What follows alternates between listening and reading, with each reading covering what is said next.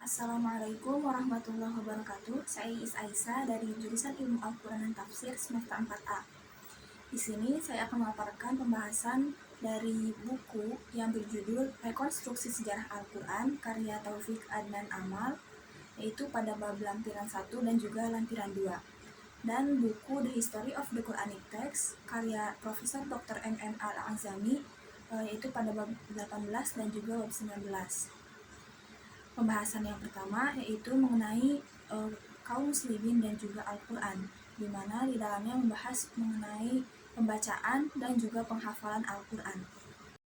Dalam mengajarkan Al-Quran, Rasulullah menggunakan sistem lisan. Kemudian Rasulullah menyampaikan secara lisan kepada para sahabat, dan kemudian para sahabat ini mentransmisikannya kepada para sahabat yang lain. Seperti yang sudah kita ketahui bahwa ketika Islam belum hadir di tengah-tengah masyarakat Arab ini sudah memiliki tradisi hafalan. Jadi mereka ini memiliki hafalan yang sangat kuat. Nah, kemudian setelah Islam hadir dan Al-Quran diturunkan, Nabi Muhammad mengajarkan kepada umat Islam Al-Quran dengan cara hafalan. Jadi orang-orang muslim itu menghafalkan Al-Qur'annya. Dalam hal ini terdapat hadis yang menyatakan khairukum man ta'allama al-Qur'an wa 'allamah. Nabi juga mengirimkan para sahabat ke berbagai daerah untuk mengajarkan Islam dan Al-Qur'an. Salah satu di antaranya yaitu ada Ibnu Mas'ud yang direkomendasikan oleh Rasulullah untuk menanyai tentang Al-Qur'an. Nah, dari tradisi hafalan inilah Al-Quran dapat terjaga, keseluruhan Al-Quran dapat terjaga dari kemusnahan. Kemudian terdapat suatu peristiwa yaitu terjadinya perang Yamamah, di mana menurut suatu riwayat disebutkan bahwa pada perang Yamamah tersebut terbunuh 70 para hufaz, di mana Utsman itu merasa khawatir Al-Quran itu akan hilang bersama dengan terbunuhnya para hufaz. Kemudian tergagaslah suatu ide untuk mengumpulkan tulisan-tulisan Al-Quran dan juga untuk menuliskan Al-Quran dari hafalan-hafalan para hufaz yang masih tersisa. Setelah penyempurnaan mushaf, yaitu pada masa Khalifah Utsman dilakukan, kemudian disebarkanlah mushaf-mushaf tersebut ke berbagai kota penting Islam. Mengenai pembacaan dan penghafalan Al-Quran, dalam tradisi Islam sendiri, para orang tua itu selalu mengajarkan anak-anaknya untuk membaca dan juga menghafal Al-Quran sejak dini. Di Indonesia sendiri terdapat suatu metode, yaitu metode Iqra, di mana anak-anak ini diajarkan terlebih dahulu untuk membaca huruf-huruf hijaiyah, untuk mengenal dan mengetahui huruf hijaiyah sampai pada tingkatan ke-6, kemudian barulah bisa membaca Al-Quran. Dalam penghafalan Al-Quran sendiri, anak-anak itu terlebih dahulu menghafalkan juz 30 dari surah paling belakang menuju surah yang paling depan. Selanjutnya yaitu mengenai penerjemahan Al-Quran. Setelah agama Islam itu menyebar sampai ke luar Arab, timbullah pemikiran bahwa orang-orang non-Arab itu kesulitan dalam memahami Al-Quran. Kemudian timbullah pemikiran untuk menerjemahkan Al-Quran. Salah satu orang yang pertama kali menerjemahkan Al-Quran yaitu ada Salman Al-Farisi, di mana Salman ini menerjemahkan Al-Quran ke dalam bahasa Persia, walaupun tidak seluruhnya. Nah, dari situlah timbul suatu pertanyaan mengenai apakah boleh menggunakan terjemahan Al-Quran ketika sedang melaksanakan sholat.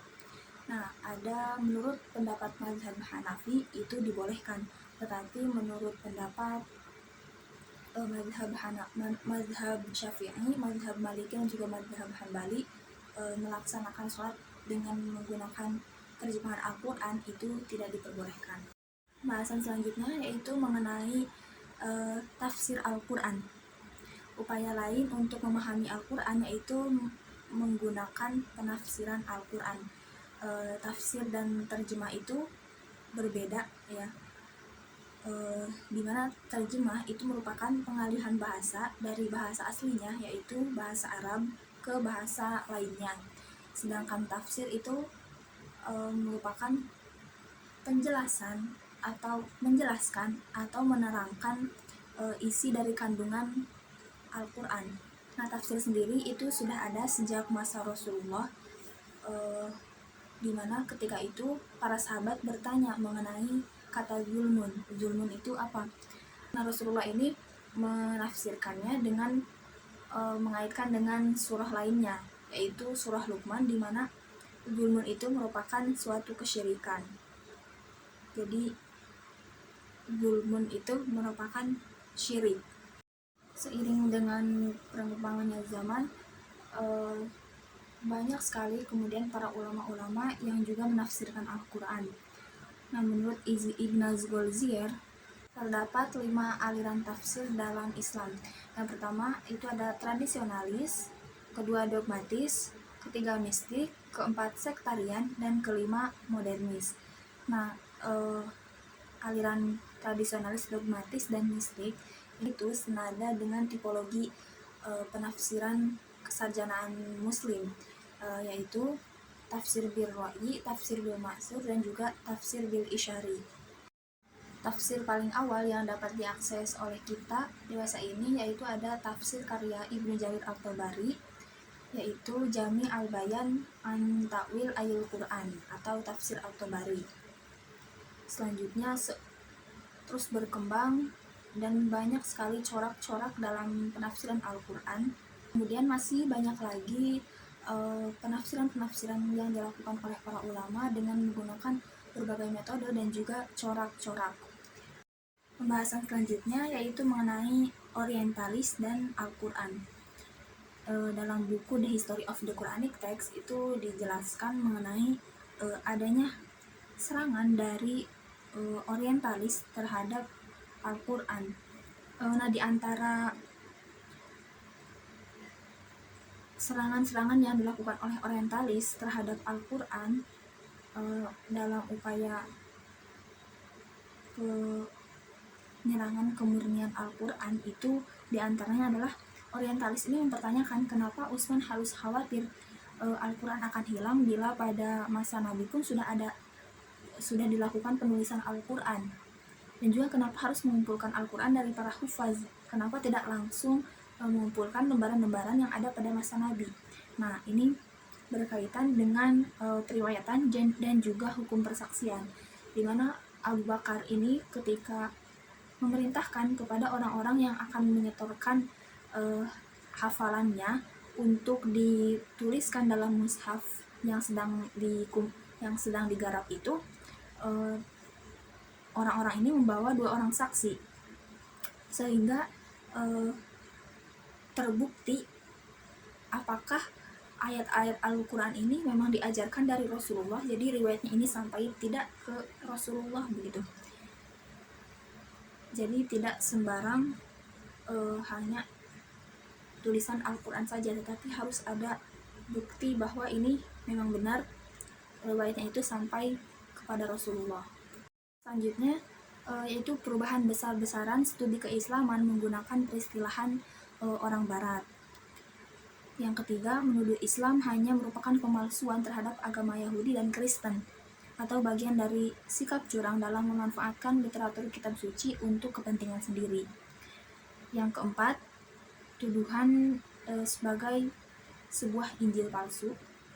Yang selanjutnya yaitu upaya dalam mengubah Al-Quran, yaitu dicetaknya Al-Quran yang di dalamnya memuat ketujuh qiraat atau qiraah sab'ah yang dicampurkan secara acak dan tidak beraturan. Kemudian yang selanjutnya yaitu mengubah urutan surat-surat Al-Quran dan menambah 2 ayat fiktif ke dalam teks Al-Quran. Kemudian dalam buku Rekonstruksi Sejarah Al-Quran pada bab kesarjanaan Barat dan Al-Quran itu dijelaskan juga bahwa sarjana Barat ini banyak menerjemahkan Al-Quran ke dalam bahasa Eropa. Selain itu, sarjana barat juga banyak sekali mengkaji tentang Al-Quran, baik itu juga dalam tafsirnya. Nah, dalam hal ini tentu saja banyak kontroversi mengenai dikajinya Al-Quran oleh para sarjana barat. Nah, dalam hal ini terdapat ada dua pendapat ya. Pandangan pertama yaitu menurut Abdul Rauf, rektor dari Universitas Islam Internasional Kuala Lumpur. Dia menyatakan responnya dengan penuh amarah, di mana Abdul Rauf menyatakan harus ada batasan-batasan yang tidak boleh dilewati oleh para sarjana barat dalam mengkaji Islam, yaitu Al-Quran dan Sunnah Nabi, di mana kajian sarjana barat terhadap Al-Quran dan Sunnah Nabi ini itu menyesatkan dan tidak layak disebut sebagai ilmu. Lainnya yaitu menurut Fazlur Rahman, di mana Fazlur Rahman ini memandang kajian keislaman yang dilakukan oleh outsider atau sarjana barat itu lebih open minded dan juga tidak berprasangka, simpatik, sensitif, dan bisa sama absahnya dengan kajian yang dilakukan oleh insider. Menurut Fazlur Rahman, antara outsider dan juga insider itu dimungkinkan adanya pertukaran pikiran dan juga kerjasama pada level pemahaman intelektual. Sekian yang dapat saya sampaikan, semoga bermanfaat. Wassalamualaikum warahmatullahi wabarakatuh.